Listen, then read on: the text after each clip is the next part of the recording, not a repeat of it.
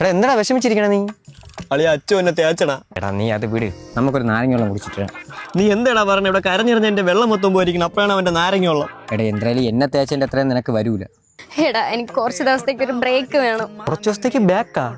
എന്റെ ഇത് കണക്കാവോ നിനക്ക്? അതല്ലടാ പൊട്ടാ, ഐ വാണ്ട് ബ്രേക്കപ്പ്. അതെന്ത് പെട്ടെന്ന് അങ്ങനെ? ഇന്നലെ രാത്രിയും കൂടി നീ എനിക്ക് ഉമ്മ വന്നിട്ട് പോയല്ലേ ഉള്ളൂ.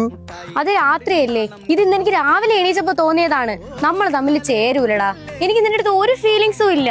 പൊന്നെ അങ്ങനെയൊന്നും പറയല്ലേ, കെട്ടിക്കഴിയുമ്പോ എല്ലാം സെറ്റ് ആവും.